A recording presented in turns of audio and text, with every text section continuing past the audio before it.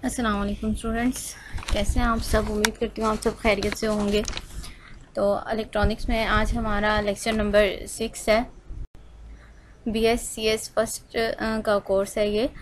तो chapter number 1 ही हम continue कर रहे थे। इसमें सेमीकंडक्टर डिवाइसेस का चैप्टर था हमारा, जिसमें हमने जो लास्ट लेक्चर लिया था उसमें हमने देखा था कि हमने ट्रांजिस्टर का टॉपिक जो है वो कंप्लीट कर लिया है। ट्रांजिस्टर में हमने देखा था कि ट्रांजिस्टर एक ऐसा कंपोनेंट है जिसके 3 टर्मिनल होते हैं और उसके 3 रीजन्स होते हैं।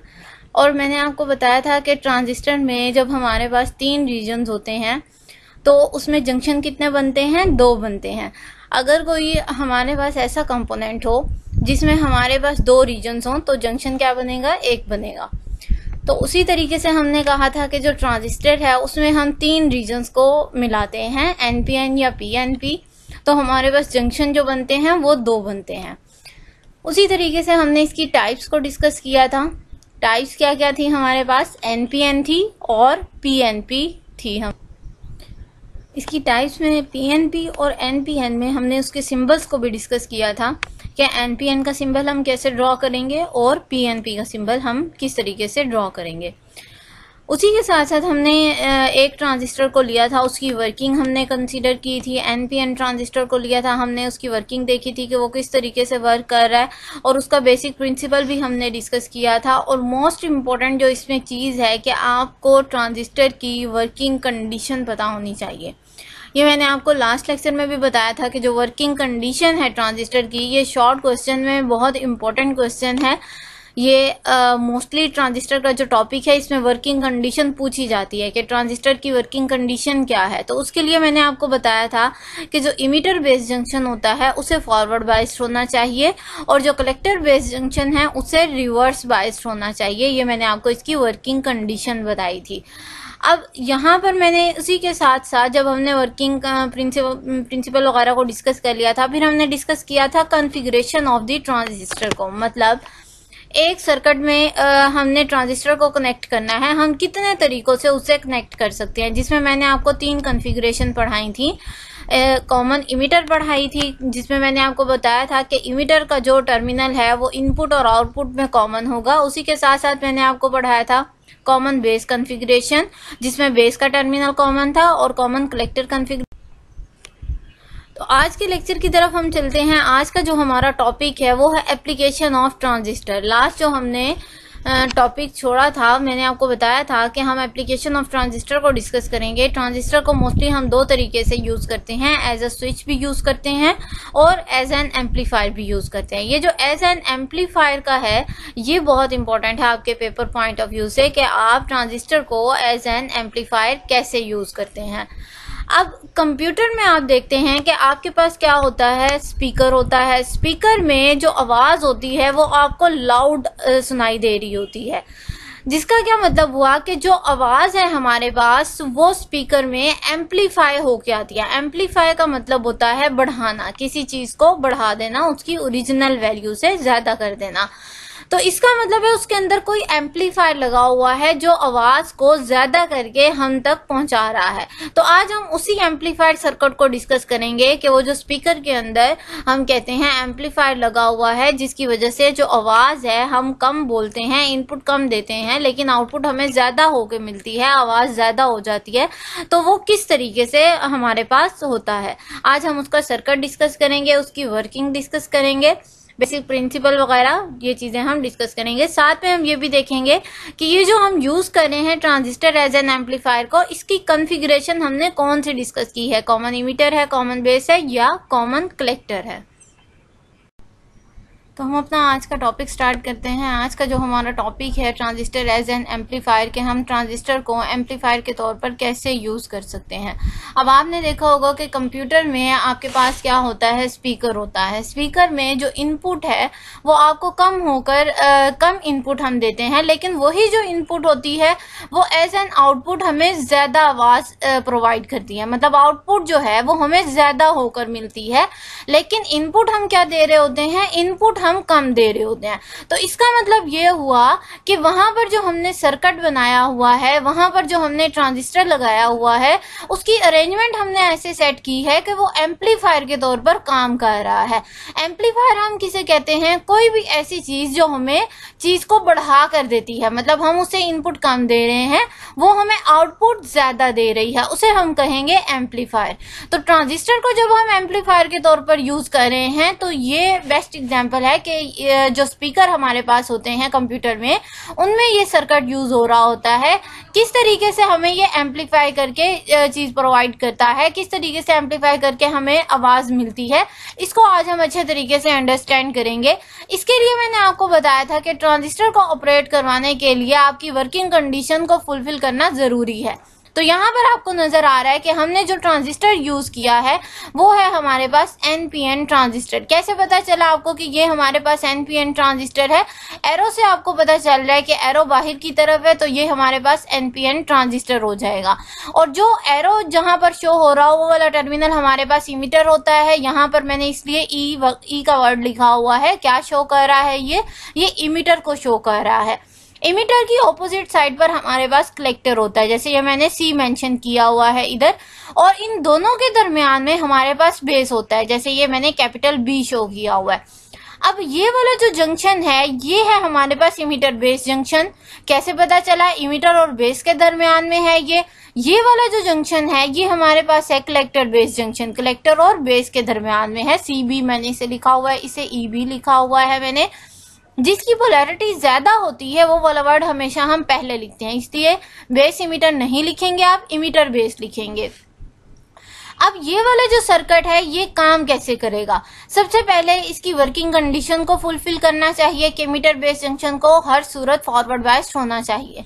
तो ये एनपीएन ट्रांजिस्टर है मेरे पास। इसका मतलब ये हुआ कि बेस में पी टाइप मटेरियल है, पॉजिटिव मटेरियल, और इमीटर में हमारे पास क्या है? N type material, that is the negative material.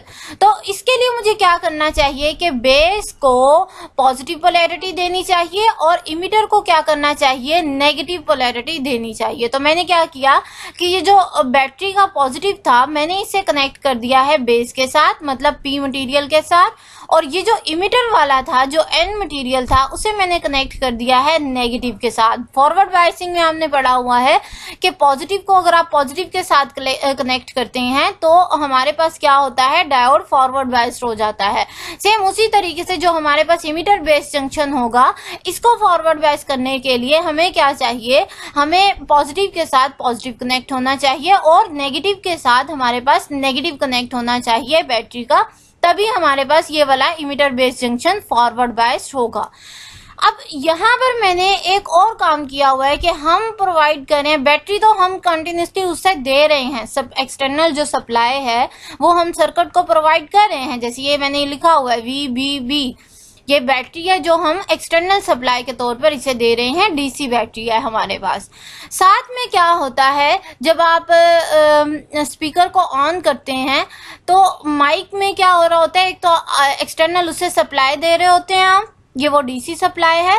दूसरा आप बोल भी रहे होते हैं, मतलब अपनी आवाज को एज एन इनपुट दे रहे होते हैं। तो वो जो आवाज हमारी इनपुट सिग्नल के तौर पर जा रही है वो मैंने यहाँ पर इस तरह मेंशन किया हुआ है। ये सिग्नल का वर्ड मैंने यूज किया हुआ है जिसमें मेरे पास दो आ रहे हैं, पॉजिटिव और नेगेटिव। तो मतलब हम सिग्नल भी प्रोवाइड कर रहे होते हैं और एक्सटर्नल सप्लाई भी उसे प्रोवाइड कर रहे होते हैं। तो अब हमारे पास क्या होगा कि जब ये वाला जंक्शन फॉरवर्ड बायस्ड हो जाएगा तो यहाँ से मैक्सिमम इलेक्ट्रॉन्स जो हैं वो फ्लो होना स्टार्ट हो जाएंगे। अब मैंने आपको वर्किंग कंडीशन में बताया था कि जब इलेक्ट्रॉन्स फ्लो होना स्टार्ट होते हैं, इमीटर से इमिट होते हैं, तो वो कलेक्टर की तरफ जाते हैं। तो यहाँ से इमीटर से इमिट होने के बाद जो इलेक्ट्रॉन्स होंगे वो कलेक्टर की तरफ जाएंगे। बेस से गुजरते हुए कलेक्टर जो होगा वो उसे कलेक्ट करना स्टार्ट कर देगा। जब कलेक्टर में जितने ज्यादा इलेक्ट्रॉन्स फ्लो होंगे उतना ही ज्यादा करंट हमारे पास आएगा। और हमारे पास क्या होगा कि अब हमारे पास दो चीजें आ रही हैं, एक ये डीसी सप्लाई, दूसरा इनपुट सिग्नल। तो दोनों एडअप होकर हमें एज एन आउटपुट जो होगी वो ज्यादा देंगे। अब यहाँ पर एक चीज और ख्याल करनी है आपने कि ये वाली जो बैटरी है ये मैंने यूज की है कलेक्टर बेस जंक्शन को रिवर्स बाइस्ड करने के लिए। तो उसके लिए यहाँ पर देखेंगे ये वाला जो कलेक्टर था ये था एन टर्मिनल। तो जब ये एन टर्मिनल था मतलब एन टाइप मटेरियल है, तो इसको अगर मैंने रिवर्स बाइस्ड करना है तो मुझे बैटरी का पॉजिटिव देना चाहिए इधर।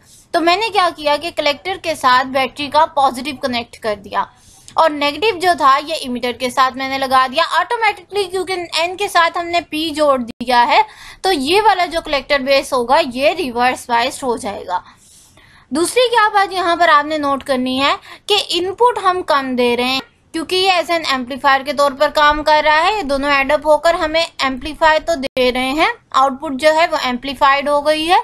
लेकिन यहाँ पर क्या हुआ है कि एम्पलीफाई होने के बाद यहाँ पर पहले पॉजिटिव साइकिल आपको नजर आ रहा था, लेकिन जब आपको आउटपुट मिली है तो इसने क्या किया है, पहले आपको नेगेटिव साइकिल प्रोवाइड किया, मतलब फेज शिफ्ट यहाँ पर मिल गया आपको 180 डिग्री का। ये फेज शिफ्ट आपको क्यों मिला है ये हमें पता चलेगा जब हम इसके मैथमेटिकल एक्सप्रेशन को ड्राइव करेंगे। वहां से हमें पता चलेगा कि जब हम यहाँ से वोल्टेज को बढ़ा रहे होते हैं तो करंट भी यहाँ पर होता है, लेकिन नेगेटिव साइन के साथ बढ़ा होता है ऑपोजिट डायरेक्शन में, जिसकी वजह से हमें 180 डिग्री का फेज शिफ्ट मिल जाता है। तो एम्पलीफाइड भी हो गई हमारी आउटपुट और इन्वर्टेड भी हो गई। इन्वर्ट कितनी हुई है 180 डिग्री। यहाँ पर देखें before the input signal we constantly applying the DC voltage, मतलब इनपुट सिग्नल क्या है, आपकी आवाज है जो आप माइक में बोलते हैं वो वाली इनपुट सिग्नल। उससे पहले हम कॉन्स्टेंटली क्या कर रहे होते हैं, डीसी वोल्टेज अप्लाई कर रहे होते हैं, जो मैंने सर्किट में वीबीबी से शो की हुई है।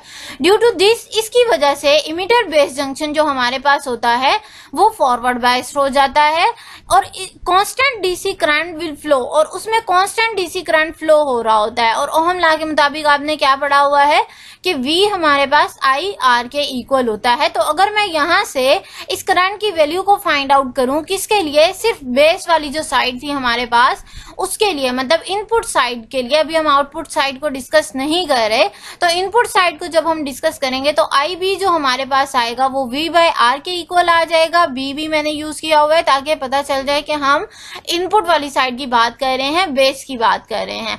अब अगर हम कलेक्टर की बात करेंगे तो हमारे पास क्या आएगा, कलेक्टर के लिए हमारे पास एक एक्सप्रेशन होता है कि IC is equal to beta IB। IC हमारे पास कलेक्टर करंट होता है, बीटा हमारे पास गेन होता है, करंट गेन को प्रोवाइड कर रहा है हमें, IB हमारे पास होता है बेस करंट। तो अगर कलेक्टर करंट हमारे पास आउटपुट करंट है, जैसे मैंने आपको पिछले लेक्चर में समझाया था, IB हमारे पास बेस करंट है, तो output current divided by input current आपको क्या प्रोवाइड करेगा, दोनों करंट की रेशियो प्रोवाइड करेगा, जिसे हम क्या कहते हैं, करंट गेन, जो इस बीटा के फैक्टर से हम मेजर करते हैं। तो ये बीटा जो होगा हमारे पास, ये हमारे पास आ गया करंट गेन, मतलब दोनों करंट के दरमियान जो रेशियो है वो मुझे बीटा से मिल रही है, वो क्या हमें दे रहा है, करंट गेन प्रोवाइड कर रहा है।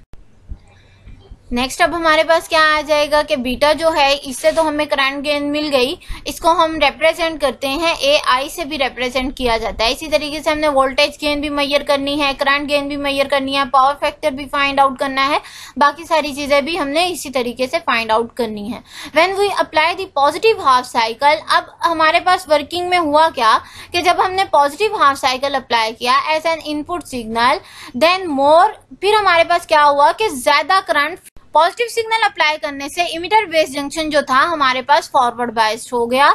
इसके फॉरवर्ड बाइस्ड होने की वजह से ज्यादा जो इलेक्ट्रॉन्स थे वो फ्लो होना शुरू हो गए, कलेक्टर के पास जाकर कलेक्ट होना शुरू हो गए और ज्यादा करंट मिलना शुरू हो गया। More electrons flow from emitter to the base and base to the collector, collector पर जाना शुरू हो जाएंगे, because after applying the positive half cycle to the base and negative cycle to the emitter, the forward biasing of the emitter base junction increases. क्योंकि हमने emitter base junction को forward biased करना था, तो जब हम पॉजिटिव को P side पर अप्लाई करेंगे तो डेफिनेटली उसकी फॉरवर्ड बाइसिंग जो है वो और ज्यादा इंक्रीज कर जाएगी। तो करंट जो है वो भी डेफिनेटली इंक्रीज करेगा, क्योंकि फॉरवर्ड और रिवर्स बाइसिंग में आप अच्छे तरीके से पढ़ आए हैं कि जब फॉरवर्ड बाइस होता है तब हमारे पास मैक्सिमम करंट फ्लो करता है।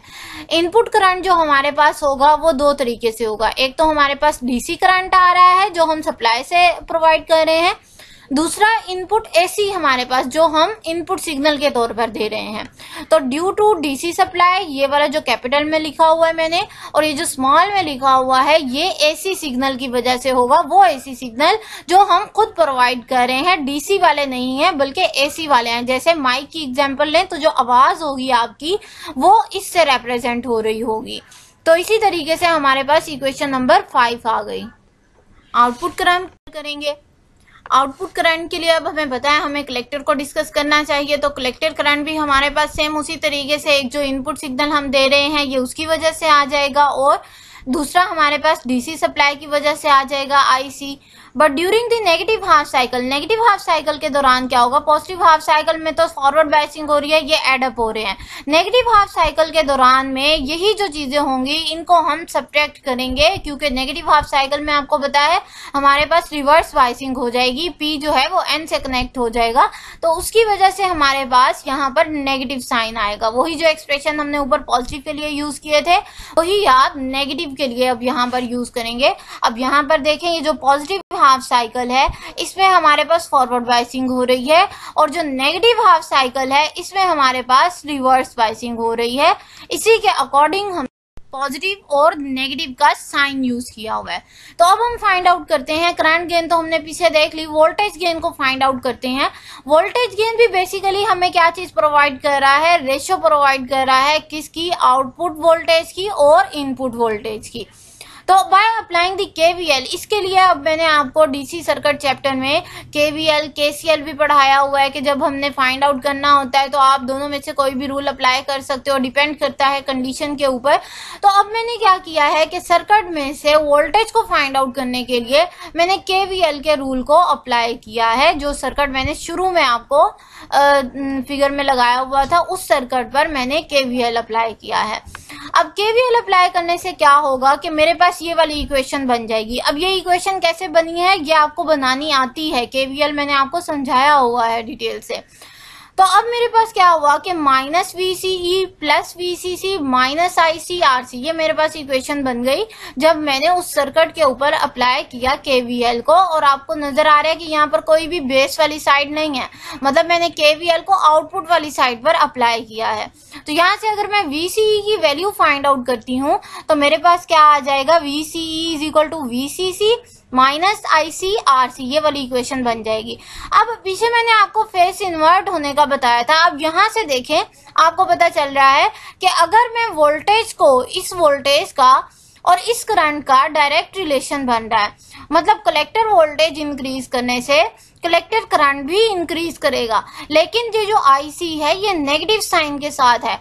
तो ये क्या शो कर रहा है कि डेफिनेट बात है कि वोल्टेज इंक्रीज करने से करंट इंक्रीज करेगा, लेकिन ये नेगेटिव शो कर रहा है कि वो जो इंक्रीज कर रहा है वो अब ऑपोजिट डायरेक्शन में इंक्रीज करेगा, जिसकी वजह से हमें फेज शिफ्ट मिल जाता है 180 डिग्री का। तो इस तरीके से आपको पता चल गया कि हमारे पास जो फेज शिफ्ट है वो किस तरीके से होगा कि हम अगर वोल्टेज को इंक्रीज भी कर रहे हैं तो करंट इंक्रीज कर रहा है, लेकिन विद नेगेटिव साइन इंक्रीज कर रहा है। तो नेगेटिव साइन का मतलब है अगर आप पॉजिटिव साइकिल दे रहे हैं तो आपके पास जो आउटपुट होगी वो नेगेटिव साइकिल में हमें मिल रही होगी। तो इस तरीके से आपको समझ आ गई कि फेज शिफ्ट हमारे पास जब ट्रांजिस्टर एज एन एम्पलीफायर के तौर पर काम करेगा तो फेज शिफ्ट हमारे पास किस तरीके से मिलेगा आउटपुट में। वो हमें फेज शिफ्ट जो बताती है वो बेसिकली यही इक्वेशन बताती है, इक्वेशन नंबर 10। और ये जो इक्वेशन नंबर 10 है ये आपके पेपर पॉइंट ऑफ व्यू से बहुत इंपॉर्टेंट इक्वेशन है। न्यूमेरिकल में अक्सर ये इक्वेशन आ जाती है, सर्किट बना हुआ होता है और कहा जाता है वोल्टेज फाइंड आउट करें कलेक्टर और इमीटर के दरमियान। बाकी सारी चीज़ें दी हुई होती हैं, आपने यही इक्वेशन यूज़ करते हुए आपने फाइंड आउट कर लेना है collector to emitter voltage. Sometime आपको VCE दिया हुआ होता है और VCC फाइंड आउट करने के लिए कह देते हैं, तब भी आपने यही इक्वेशन यूज करनी है। So this equation 10 shows that VCE decreases, जो VCE है वो डिक्रीज होगा for the positive half cycle, but for the negative half cycle this VCE, जो नेगेटिव हाफ साइकिल होगा उसमें यही VCE इंक्रीज होगा। This is the reason that we get the amplified but inverted voltage. यही reason है कि हमें output जो है वो एम्पलीफाई तो मिलती है लेकिन इन्वर्ट होके मिलती है। इन्वर्जन कितने की आती है हमारे पास, फेज शिफ्ट कितना का आता है, वो 180 डिग्री का फेज शिफ्ट आता है। अब हम इसके इनपुट और आउटपुट को कंसीडर कर लेते हैं। वी इन जो हमारे पास आएगा वो आई इन आर बी, मतलब base resistance V is equal to I R. अगर आप फार्मूला लगाएं तो उसके according V is equal to I R. Input current की बात कर रहे हैं तो हमने इनपुट AC में दिया था, तो ये आ गया हमारे पास आई इन, इसीलिए मैंने इसे स्मॉल लिखा हुआ है। तो इसी तरीके से अगर मैं आउटपुट की बात करूं तो आउटपुट भी मेरे पास, अगर मैं स्मॉल इनपुट की बात कर रही हूँ, AC इनपुट की बात कर रही हूँ, तो आउटपुट भी मैं उसी को कंसीडर करूंगी। लेकिन जो RC है, RB था पहले हमारे पास, ये बेस के लिए था क्योंकि बेस पे हम इनपुट देते हैं। यहाँ पर मेरे पास आ जाएगा RC। C क्यों आया, क्योंकि मैंने कलेक्टर पर आउटपुट लेनी है, इस वजह से मैंने यहाँ C लिखा। इसी इक्वेशन को डिवाइड करते हैं, इक्वेशन डिवाइड कर दिया तो हमें क्या मिलेगा, V out divided by V इन। अब आपको पता है ये जो वोल्टेज है ये दो चीजों के दरमियान रेशियो प्रोवाइड कर रहा है। कौन कौन सी दो चीजों के दरमियान है ये रेशियो, आउटपुट और इनपुट के दरमियान। तो इससे मैं कह सकती हूँ ये वोल्टेज गेन है जिसे AV से रिप्रेजेंट किया जा सकता है। आई आउट डिवाइडेड बाय आई इन, ये आपको पता है ये वाला जो फैक्टर है ये बीटा आप पीछे पढ़ चुके हैं, करंट गेन है, तो यहाँ मैंने इसे बीटा मेंशन कर दिया। RC डिवाइडेड बाय RB, मतलब आउटपुट और आउटपुट वाली रेजिस्टेंस और बेस वाली रेजिस्टेंस, इसे मैं कह सकती हूँ गेन, रेजिस्टेंस गेन, जिसे RG से मेंशन किया जाता है। तो इसकी जगह हम ये वैल्यू पुट कर देते हैं जो मैंने यहाँ मेंशन की हुई है। इसकी जगह आ जाएगा AV, इस फैक्टर की जगह आ जाएगा बीटा और इस फैक्टर की जगह मेरे पास आ जाएगा RG। ये इक्वेशन 19 में मैंने मेंशन कर दिया। तो इक्वेशन 19 में आपको वोल्टेज गेन मिल रही है जो बीटा RG के इक्वल है। This equation 14 give us the formula for the voltage gain. Voltage gain का फार्मूला ये इक्वेशन हमें प्रोवाइड कर रही है। RG रेजिस्टेंस गेन है हमारे पास। अब हम बात करते हैं पावर की, कि पावर हम कैसे फाइंड आउट करेंगे। DC सर्किट चैप्टर में आप पढ़ चुके हैं कि P जो है हमारे पास I स्क्वायर R के इक्वल होता है। तो I में आपने क्या देखा कि I out divided by I इन, मतलब करंट गेन है ये हमारे पास ये दो चीज़ों के दरमियान, तो ये आ गया मेरे पास I out divided by I in. Resistance मेरे पास किसके इक्वल आएगी ये भी आपने पीछे देखा है, आउट ओवर इन, मतलब output divided by input, RC by RB। इन्हें पुट कर देते हैं इस इक्वेशन के अंदर, तो मुझे मिल जाएगी इक्वेशन 18 जो प्रोवाइड कर रही है पावर फैक्टर, और ये पावर फैक्टर इक्वल है बीटा स्क्वायर RG के। तो हमने फाइंड आउट कर लिया, हमने करंट गेन फाइंड आउट कर लिया, हमने वोल्टेज गेन फाइंड आउट कर लिया। अब हम इसकी एक इम्पॉर्टेंट कैरेक्टरिस्टिक की तरफ आते हैं। जो शॉर्ट क्वेश्चन में ये वाला जो पॉइंट है ये बहुत ज़्यादा इम्पॉर्टेंट है कि कॉमन इमिटर एम्पलीफायर की प्रॉपर्टीज़ मेंशन करें, उसकी कैरेक्टरिस्टिक को मेंशन करें। तो यहाँ पर कुछ मैंने प्रॉपर्टीज़ लिखी हुई हैं जो बहुत ज़्यादा इम्पॉर्टेंट है पेपर पॉइंट ऑफ व्यू से भी, कि जो कॉमन इमिटर एम्पलीफायर होता है उसमें करंट गेन जो आपने पढ़ी है AI, वो बहुत ज़्यादा हाई होती है। इसी तरीके से जो वोल्टेज गेन होती है AV जो आपने पीछे निकाला है वो भी बहुत ज़्यादा हाई होती है, 1500 वोल्टेज के इक्वल होती है। पावर गेन हमारे पास बहुत ज़्यादा हाई होती है, ये इंपॉर्टेंट शॉर्ट MCQs भी है कि पावर गेन हमारे पास 10,000 तक होती है। इनपुट आउटपुट जो हमारे पास होती है उन दोनों के दरमियान 180 डिग्री का फेज शिफ्ट होता है। तो ये तो हमारे पास कुछ प्रॉपर्टीज थी कॉमन इमिटर एम्पलीफायर की, जो शॉर्ट क्वेश्चन में बहुत इंपॉर्टेंट है, MCQs के पॉइंट ऑफ व्यू से बहुत इंपॉर्टेंट है। तो आज के लेक्चर में हमने कॉमन इमिटर एम्पलीफायर को डिस्कस किया है। कॉमन इमिटर उसकी कॉन्फ़िगरेशन है, ट्रांजिस्टर को हमने एज एन एम्पलीफायर यूज़ किया है। तो आज के लेक्चर में कोई भी ऐसा पॉइंट हो जो समझ ना आया हो तो काइंडली मुझसे लाजमी डिस्कस कीजिएगा। नेक्स्ट लेक्चर तक के लिए अपना बहुत ख्याल रखिएगा। Thank you so much. अल्लाह हाफिज़।